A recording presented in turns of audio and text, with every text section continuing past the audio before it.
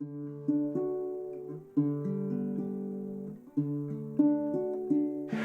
everybody, do you know what time it is? History on tap at the Cantilever, 9th of May, 2025. Well, welcome everybody. My name is Mike Williams. I'm president of your Historical Society. And the two young ladies to my left here are Ashley Levine. She's our executive director. And then we have Corey Horton, the assistant executive director. Our subject this evening, thank you, is the history of commercial fishing on our area lakes. But before I begin, I would like to thank the Cantilever for hosting this event. It's our 4th event this year. I'd also like to thank Jeff Picard for the sound system, and Darcy Sullivan, who's up in the gallery filming this evening. And a special thanks to the staff at Voyageurs National Park for their assistance in the research for this event. But most of all, I want to thank all of you for attending. We do this for you. Without you, it wouldn't happen. Like I said, our subject this evening is the history of commercial fishing, primarily on Rainy Lake, Lake Kaptogama, Namakan Lake, and Sandpoint Lake. We'll deal mostly on the Minnesota side, but operators on the Ontario side will also be included. The very first reference that I could find about commercial fishing on Rainy Lake occurred in 1898 with the Armstrong Fish Company that began netting in the Bears Pass area. They were harvesting sturgeon at that time for their roe and were using pond nets. Now a pond net, or pound net, sometimes pronounced pond net, is basically a large fishing trap. We do have a drawing over here on the display board of what they look like. But in simple terms, a long barrier net was tied to shore, which would force fish to follow it into the pond part of the net through a small opening. I would imagine that some of the fish inside would figure their way out to escape, but most would remain trapped. The advantage of this type of net is that fish would remain alive and unwanted ones could be released. Also, sturgeon grow to great lengths and widths and are much larger than the gill nets of those days could handle, but we'll talk a little bit about that later. The disadvantage of pond nets is the pilings had to be set on a soft bottom in relatively shallow water. They were labor intensive to construct and required at least 2 men to lift. But after the roe was removed from the sturgeon, it was run through a series of sieves and then salted, placed in barrels, and then was ready to ship. Now shipping in 1898 was not easy. It could be shipped one of 2 ways: across the portage at Kettle Falls and up to Harding on Crane Lake, loaded onto a cart on the way to Lake Vermilion, and then on a railroad to Duluth and the Great Lakes. The other way was to Fort Francis and down the Rainy River to Lake of the Woods, onto Rat Portage, which is now called Kenora. And it was not until, and the railroad, it was not until 1901 that Fort Francis was serviced by a railway. But this particular caviar from the Bears Pass area was much prized in Europe. The Armstrong Fish Company operated until 1904. Commercial fishing then became very quiet around here, but not for long. A big change was in the works, and it began in 1907. Ashley? So like Mike was talking about with those different modes of transportation, one that I kind of want to talk about just for a second is what was considered the tower route. And so that was if you were moving materials, fish, people from Namakan Lake in the eastern end of Rainy over the portage of Kettle Falls, those fish were being hauled to Duluth by way of this route. And it not only involved boat and rail, but also freight wagons. So the Crane Lake, or from Crane Lake, there's a portage that is roughly 27 miles, and that would be traversed via this freight wagon or a stagecoach to Lake Vermilion. And then from Lake Vermilion, once it gets on the lake, it's taken by a steamer where then it eventually meets up with the railroad. So all of this fish or whatever supplies is having to go on a very long journey. The railroad there would then transport everything to Duluth. Now this route was opened in 1890, and this was a major way for people and equipment, whatever, to be transported back and forth from Koochiching Village and Rainy Lake City to Duluth. Now, in 1907, well, actually, it's a little bit earlier than that. The third route is what transpires, and that, of course, is the railroad coming. The Canadian Northern Railway arrived in Fort Francis in 1901, and then the Duluth, Rainy Lake, and Winnipeg Railroad arrives and reaches Rainier. That happens in 1907, and then, of course, we have the first passenger train that crosses in 1908. And then the Minnesota and International Railroad comes to International Falls in 1907, but that really had nothing to do so much with commercial fishing as it did with the mill being here. But it made commercial fishing a lot easier. It was more convenient, it was more economical, and it made the transportation of fish a lot safer because they were able to keep it iced, and you're not having to worry about re-icing it as often because there were ice stations that were placed en route along the railroad. Not only that, but refrigerated cars are already invented by this time. They're not obviously automatic refrigerated cars, those come much later, but they're refrigerated cars in the sense that they were well insulated and they could hold that ice for a long period. Dan McCarthy, who was a major fish buyer in the area, he ended up shipping from all 3 points. He would ship out of Rainier, he would ship out of International Falls, and he would ship out of Fort Francis, just depending on the markets and the different people that he was dealing with.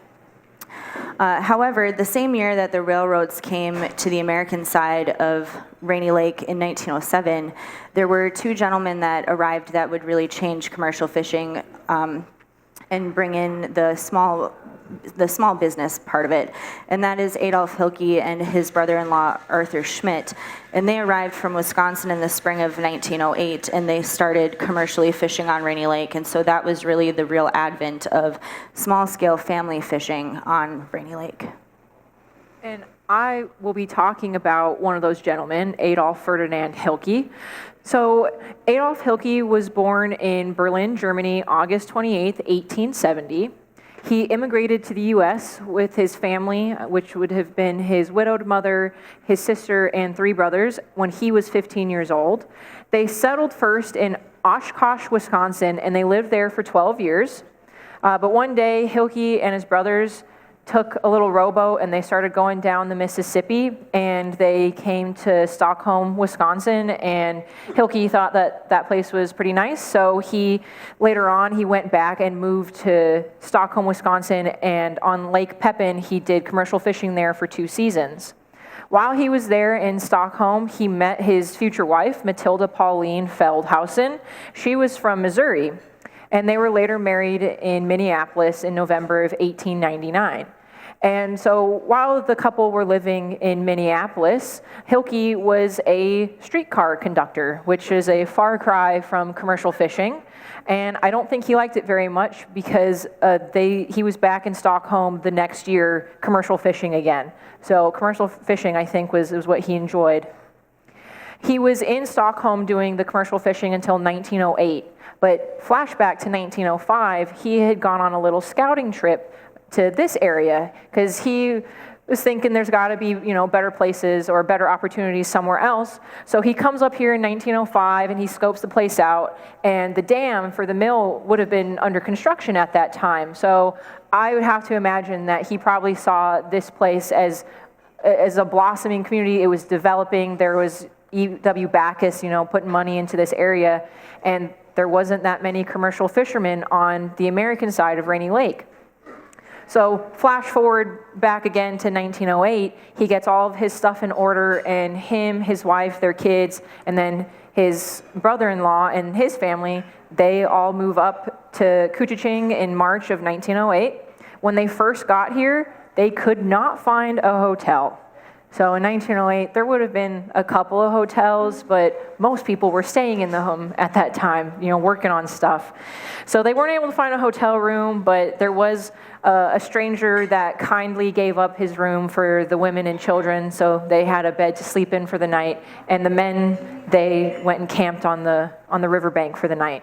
The next day, they hit the ground running. So they got with Ed Eck. He was the captain of the Dan Patch, and they boated up to Rainier. And from Rainier, Hilke caught a ride with John Erickson, and they went up the lake, and he started scouting for a spot that he wanted to make his home base for his commercial fishing operation, and he settled at Kettle Falls on a place called Rabbit Island.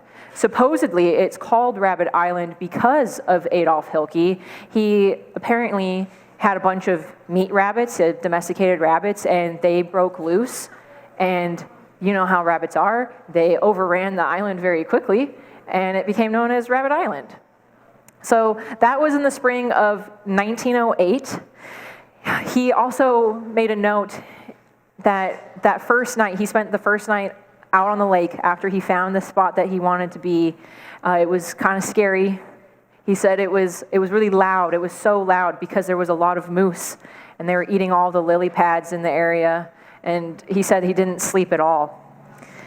In 1909, he took over a Canadian commercial fishing project on the Canadian side of Rainy Lake, but he dropped that in 1910 and focused on his own business that he had on the American side.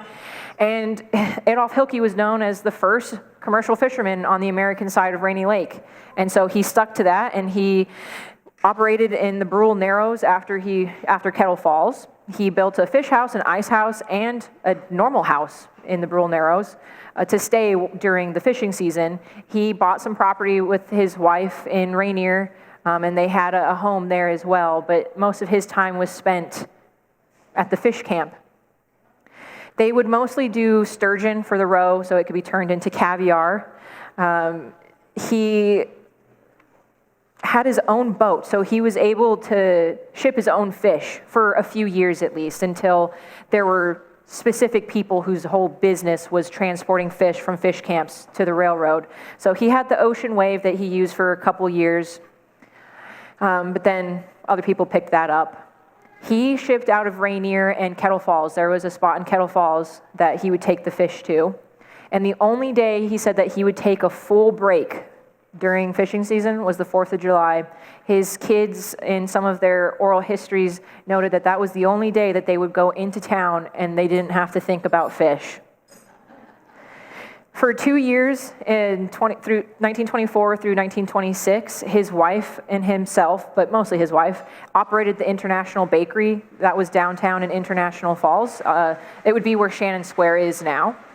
But that was it was a short-lived bakery because fishing won out. It was very labor-intensive. He was very active in the community when he wasn't out doing his commercial fishing. He was a member of the Odd Fellows and the Loyal Order of the Moose. And him and his wife had 3 children, Mamie, Ferdinand, Adolf, and William, and he died May 20th, 1949. For those who attended our very first show, The Rise of Rainier, we talked a little bit about Dan McCarthy, and we're going to talk about him again. But this time we're going to talk about him in commercial fishing, and we did not talk about that last time, so thank God you're not going to hear the same thing twice.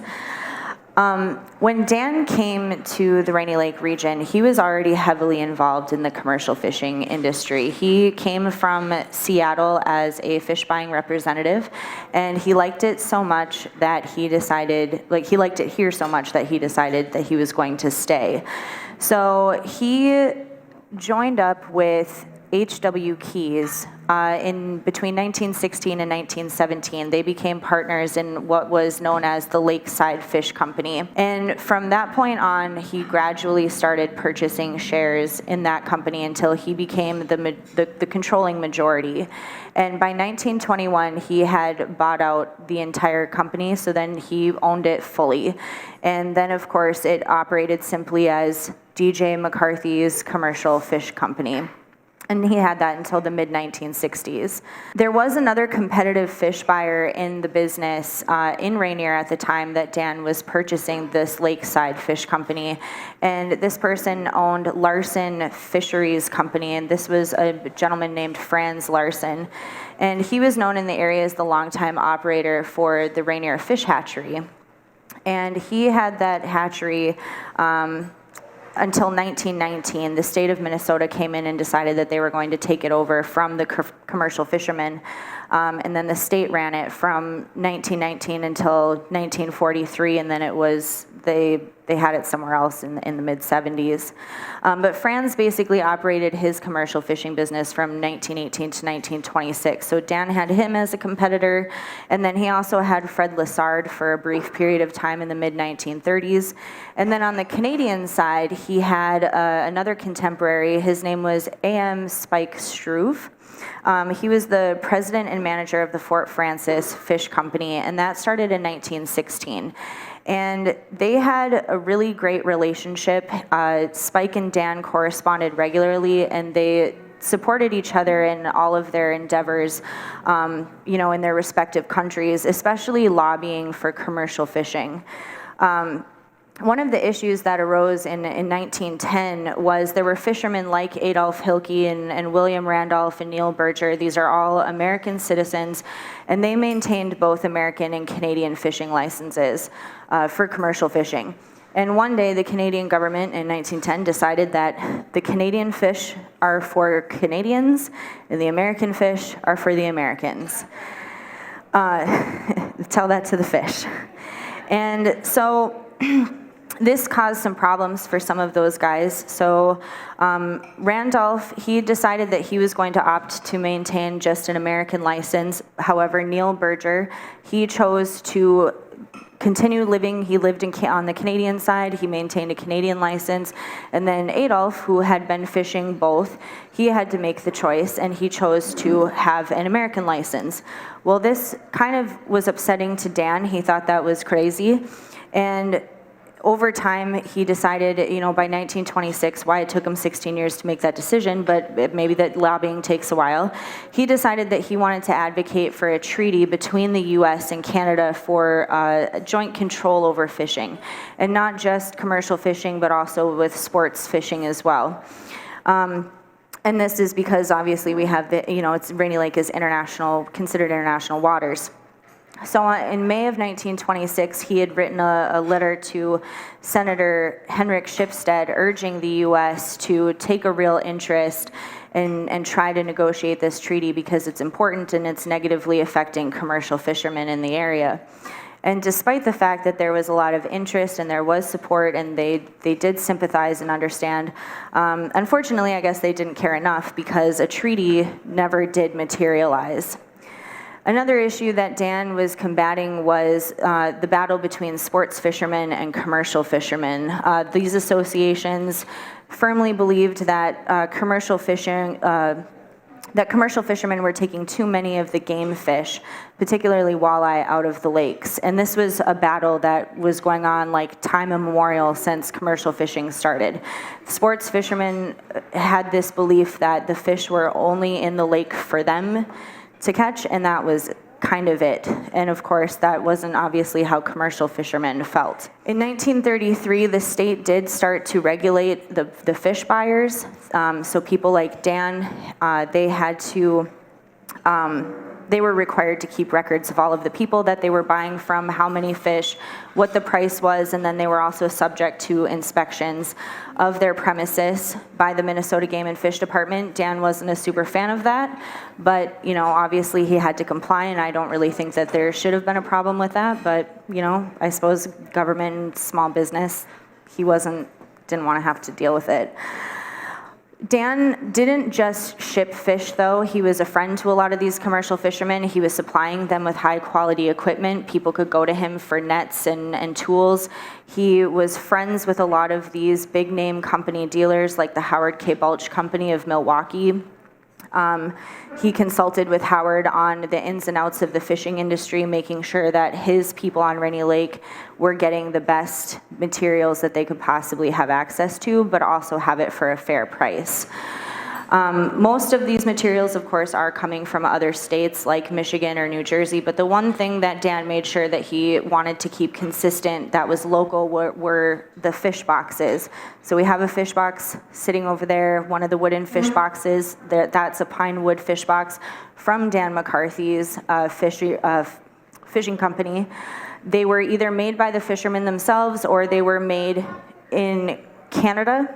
They were made either by Lockhart Sawmill or later Myers Lumber Company, both of Fort Francis. That one was made in Canada. Dan was regarded by one observer as synonymous not only with the commercial fishing industry in the area, but also with the prosperity of an era. He definitely fostered a lot of growth in the entire community. You had a really growing, successful community from, the early 1920s up until the 50s. You had, a booming Rainier Industries. You had stuff happening in International Falls, and Dan was a part of all of that. Dan retired in 1966, and Bowdoin Fisheries of Bayfield, Wisconsin became his successor, and they operated on Rainy Lake until '76. And then Dan's son, Jim, his youngest son, opened the Rainy Lake International Wild Rice and Fish Company, but then he later kind of cut that down to just being Rainy Lake International. And that was located in Bowdoin's former building that they had in International Falls rather than operating out of Rainier. And Jim operated that processing plant until July of 1985. The next person you'll hear about should sound a little bit familiar if you were at our Women in the Wild show, because we talked about this gentleman's better half, Lydia Torrey. So her husband, Emil Torrey, was another commercial fisherman in the area, except he fished Namakan Lake. Emil Torrey was a Finnish immigrant. He was born September 15th in 1895 in what is now Russia. It was Finland still when he was born, but they ceded politics. It's Russia now. His father, Anton, made a living captaining vessels that would go back and forth between St. Petersburg, Finland, and England. So he kind of had sailor in his blood. He loved being on the water. He grew up around it. His mother, Regina, was a home nurse who passed away while he was a child, but that's important to his future development. And when he was a child, Emil would go around and he would be with his father and who would be on these ships, and he was around his mother who was a nurse.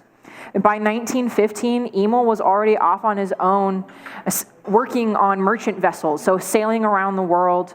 He had navigated through the Panama Canal. He went to Japan. He went to Seattle, all in the early 1900s. But then in World War I, when the war broke out, he decided to take up a job on a hospital ship for Britain in the British Navy. So kind of a tie back to his mother's career as a nurse. So during World War I, he was on these hospital ships going back and forth between India and England, taking care of wounded soldiers.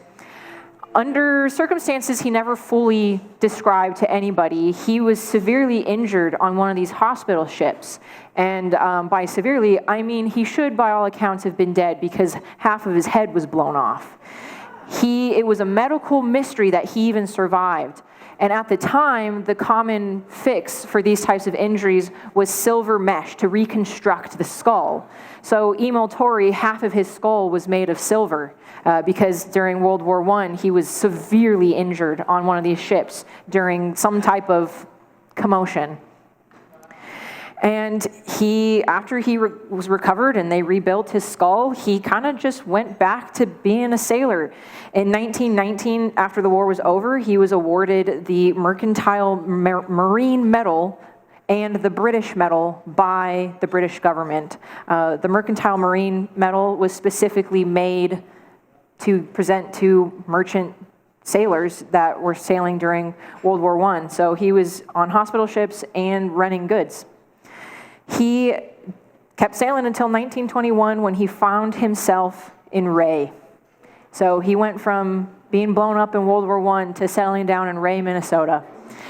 So in 1924, at 28, he started leasing Kubel Island on Namakan Lake, and he started commercial fishing. And his camp that he had used to belong to Frank and Mike Bowman that they had established back in 1910.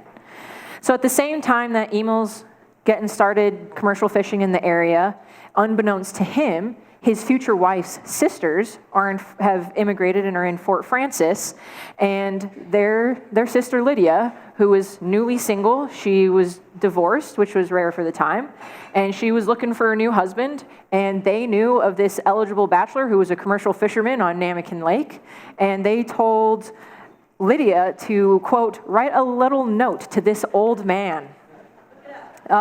Except Lydia was 4 years older than Emil, so they wrote back and forth for about a year, and Emil invited her to come visit him on Namakan Lake, and Lydia fell in love with the area. It reminded her of home, and when Emil asked her to marry him and take up this life as a commercial fisherwoman, she said, sure, why not? And they made Kubo Island their home. Emil and Lydia, they fished for whitefish, jackfish, walleye, and tulabi. They would fish in the summer. They had their own ice house, and they would harvest ice in the winter to pack it and preserve their fish. Emil would typically take his fish to Gapis Landing or Kettle Falls, and from there they would be transported elsewhere.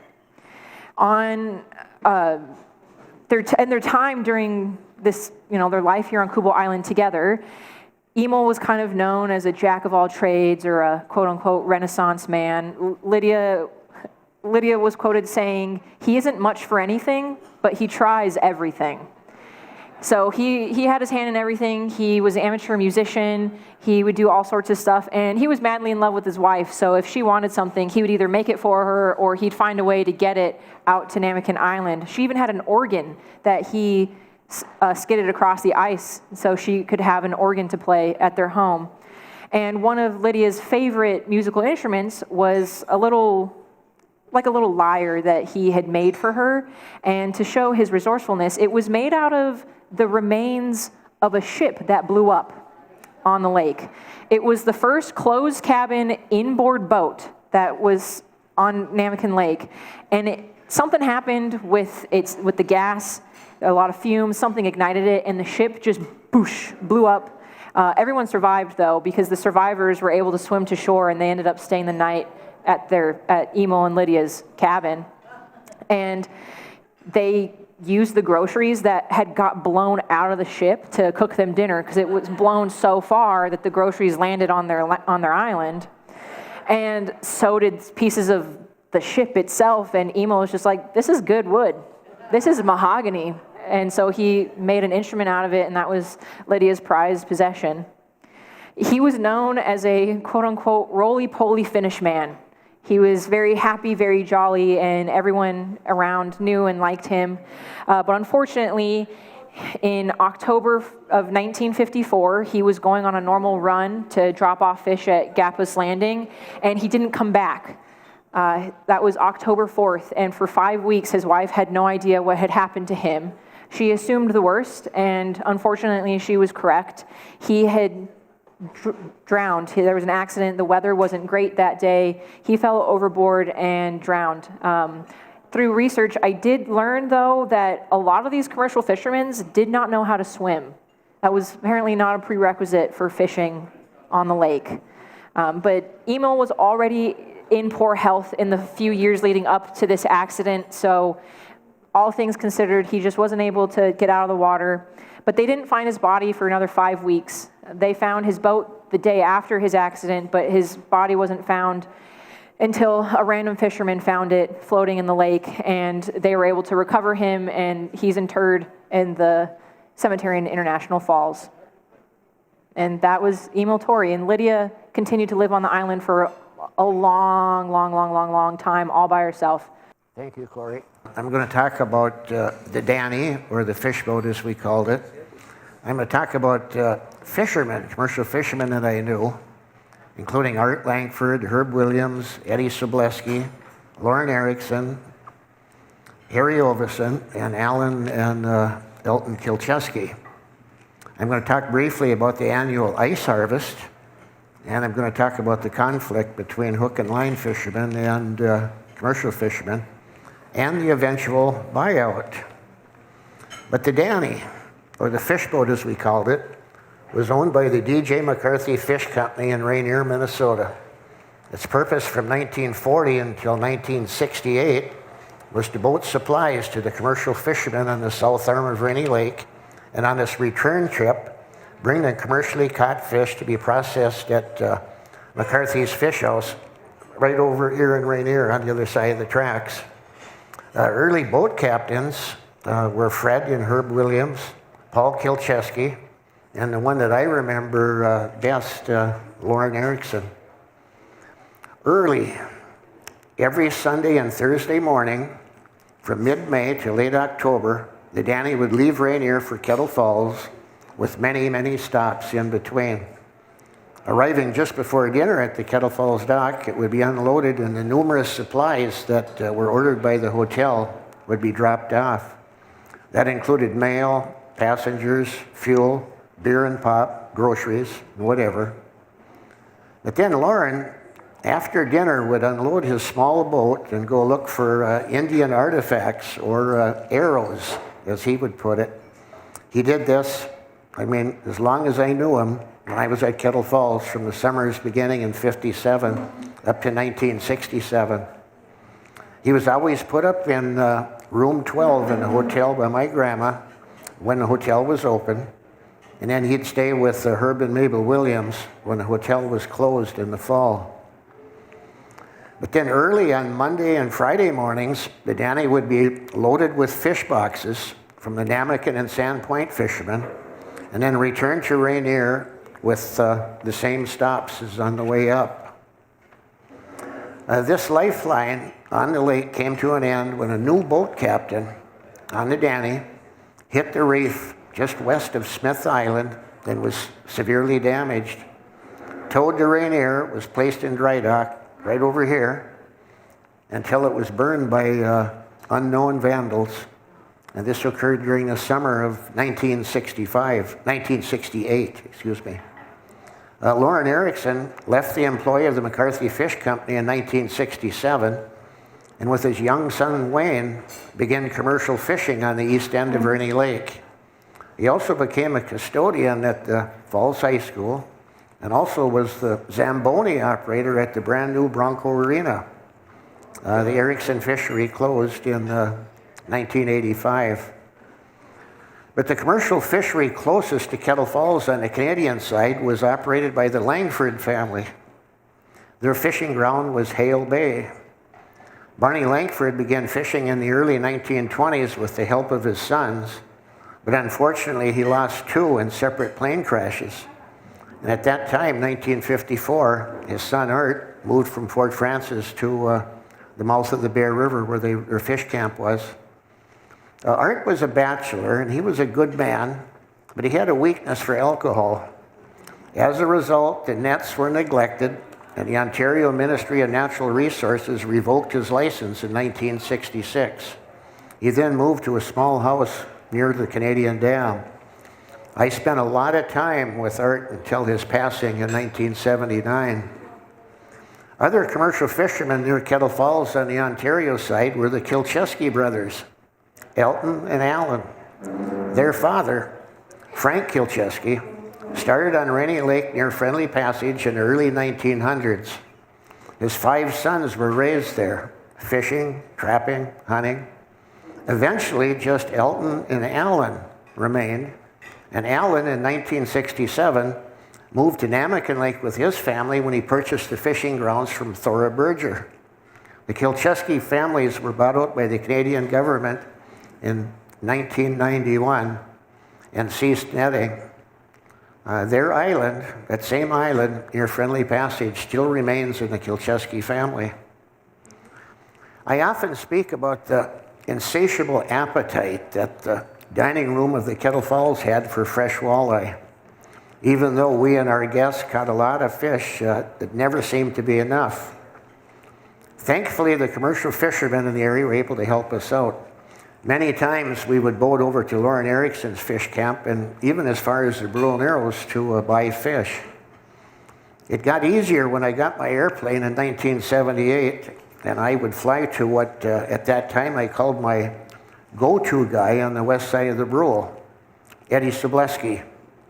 I would take 2 gunny sacks and a $100 bill and fly to find Ed.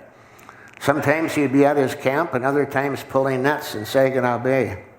I would land and buy 50 walleyes, which averaged 2 pounds apiece, at $1 a pound. Ed then was happy, and of course our customers at Kettle Falls were happy. I should add that I never did buy any fish from Harry Ovison because he had a contract, apparently, verbal, I would imagine, with both Rainy Lake Lodge and Island View Lodge to keep them supplied in fish. But of all the commercial fishermen I knew best and was closest to was Herb Williams. We were not related, but I looked to him as a second father. Herb and Mabel Williams lived in the White House on Anamican site at Kettle Falls. House is still there, of course. His main job was to operate the stop log operation on the 2 dams for the power companies. His fishing grounds were Junction Bay area of Anamican Lake, and for whitefish only. He also operated the portage rig between Namakan and Rainy, and of course hauled the fish boxes from the other fishermen that were Namakan based over to McCarthy's fish boat. I would tag along with Herb when he was pulling and setting his nets, and I spent many weekends and vacation time with he and Mabel. He died suddenly and unexpectedly on the 16th of June, 1965, at the age of 56. Every amount of every single commercial fish operation required a large amount of ice to preserve their catch. It should be noted that it was an annual event with each and every one, and also should be noted that the ice harvest is the only harvest ever in this part of this country to never fail. Each fish house had an ice house 30 to 50 feet square with plenty of sawdust. As soon as the depth of ice on the lake reached the desired amount of 14 to 24 inches, neighboring fishermen and family and friends would gather and make preparations for what we called putting up the ice. The ice field would be shoveled free of snow. A ramp would be frozen between the field and the ice house. The field would be cut into a grid pattern with each cake, let's say 16 by 22 inches, and the cutting would either be done by hand or with a plow-type device, or as I've observed through the years, gasoline-powered circular saw. The cakes would be slid usually one at a time up and into the ice house. The cakes would be packed tightly together, but with an 8 or 10 inch gap from the ice house wall on all 4 sides. Each layer or tier of ice would be placed directly on top of the one below. Often 5 tiers were enough, but I've seen as many as 8. Then sawdust would be shoveled into the gap between all 4 walls and into the top of the ice at a depth of 12 inches or so. And if this was done properly, the ice would last all summer. The whole job would take 3 days, sometimes more. Then after, it was usually party time. But as our sport fishing been increasing in popularity, conflict began between hook and line fishermen and the commercial fish industry, as Ashley alluded to. Each were competing for the same fish, walleye mostly, and each blamed the other when success dropped off. But sport fishing had more clout, more support, more political backing, and it soon showed up here on our border waters. In 1924, no commercial fishing was allowed anymore in Koochiching County. 1926, Lake Kaptogama was closed to all commercial fishing. 1945, Namakan Lake was closed for walleyes on the Minnesota side. 1957, Sandpoint Lake followed suit. And then in 1985, the last 3 commercial fishermen on the Minnesota side of Rainy Lake were bought out by the state of Minnesota. 1991, the 2 remaining Ontario commercial fishermen on the south arm of Rainy were bought out. That was the Kulcheski fishery and the Kulikowski fishery. In July of 1985, Ed Sobleski, Harry Ovison, Lauren Erickson, each agreed to accept $17,633.31 to cease netting. Now any net that you see on Rainy Lake either belongs to the only remaining commercial fisherman, Joe Arnold and his whitefish license, or possibly DNR test nets.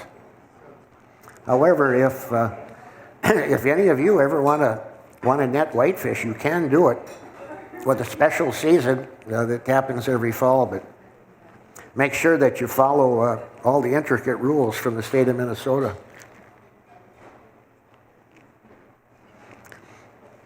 But in closing, the argument persists whether or not commercial fishing is harmful to a lake. On one hand, it removes the valuable game fish, but on the other hand, it removes unwanted or rough fish that compete and even feed upon game fish. But now we'll never know. However, we do know that at one time or another, 127 individuals held commercial fishing licenses on our area lakes.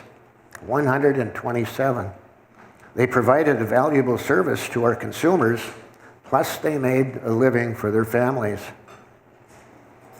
I now could take any questions from anybody, but if not, I have a few more stories to tell. Pat?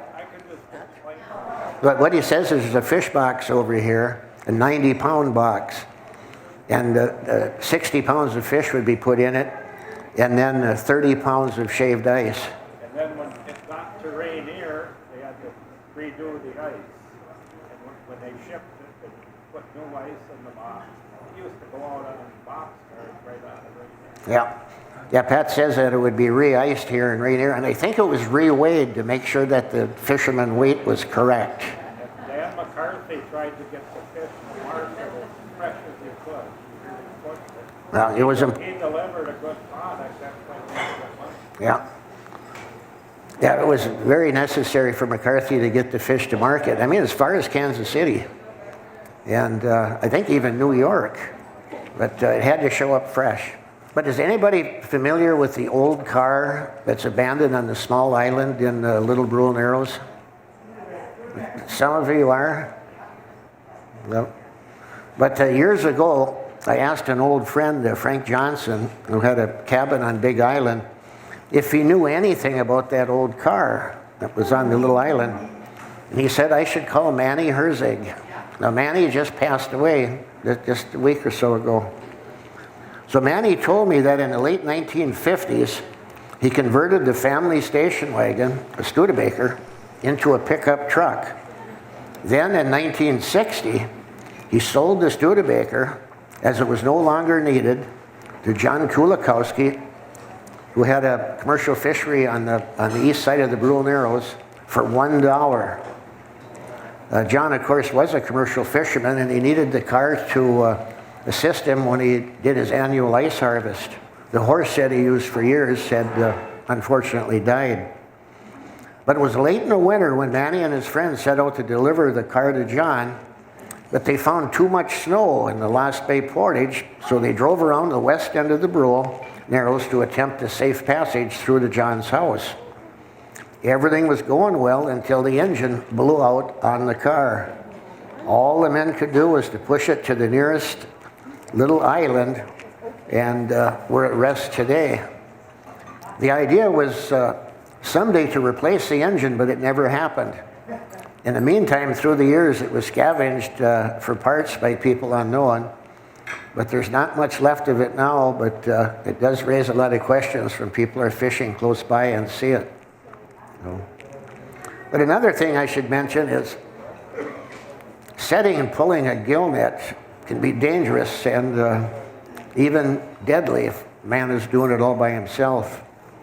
In the late 1950s, Frank Kilcheski, grandson of the original Frank Kilcheski, drowned in Harris Lake, just north of Rainy Lake. Apparently he got tangled in his own net and was pulled out of his boat. And as Corey mentioned, transporting fish to market is also not without risk. He motori on a very rough day. drowned in Lake Captoga on the 4th of October, 1964, while delivering his catch to Gapa's Landing. So I'd like to talk a little bit about my old friend Art Langford at Kettle Falls. Late one evening, Art and a guest were still in the bar at closing time, and Art talked the guest, into going along with him to set a net. Now, Art did not have a commercial lift license at that time. It was late May and late at night, and they had way too much to drink. Plus, I told Art that the suckers were really running thick, and it would be silly to put a net in. But they decided to go anyway, so I decided to go along with them so nobody would drown. This we did, and all went well. At 5 in the morning, I was to wake up the guest to get him to see the net being pulled. But I couldn't wake him up, couldn't get him out of bed, so I boated over to Art's house, over by the Canadian Dam, in a very dense fog. But fog is good when you're up to no good. However, about a half a mile square of below the Canadian Dam, there was no fog. We started pulling the net. It was full of fish from one end to the other, suckers. About halfway through the lift, I could hear an airplane coming close. Then it landed and probably ended up about 100 feet from us with 4 or 5 people aboard. Obviously, the pilot was looking for any safe place to land until the fog lifted. But Art and I could do nothing other than to continue lifting the net. Remember, there's no license. The entire time we had the plane load of people watching us. We got the net in and the fish up in Art's dock, over 40 suckers, 2 walleyes. So I left Art to do the work of removing the fish from the net. I guess it took him a long time because suckers, just the way that they're built, they're really hard to untangle from a gill net. I fully expected a phone call from the authorities on that one, but nothing happened. Either the people thought or did not care, or they thought, as brazen as we were, that we must be legal. That's all I could figure. But I do have one more story about Art, and we do have time. This is when he had a commercial license, so I'm probably 1965. But he had a sturgeon net, and he had it set between the 2 dams up at Kettle Falls, right in the spot where you can almost see both of them. But he talked a Kettle Falls regular, Morris Bartholomew from Iowa, into going out to watch him pull in this sturgeon net. Now, Morris watched things pretty close. And I don't know if any of you have ever pulled in a net that would have a large fish in it, but you can feel a tug. Of course, Morris didn't know this was going on. So Art bet, like I said earlier, he liked to have a drink. So he bet Morris a drink that he had a sturgeon coming up. Morris took the bet. Obviously, Art knew what he was doing, and pretty soon a sturgeon, not a big one, came in. So he bet Morris again, second time. Obviously, a second sturgeon came up. Then a third, and a fourth, and a fifth, and each time Morris thought he was going to get out of the bet. Apparently, they had a deal if there was no fish, the bet was over. Art ended up with 7. All 7 were too small to keep. So not only did Art get suckers in his net, he even had one in the boat with him. Thank you.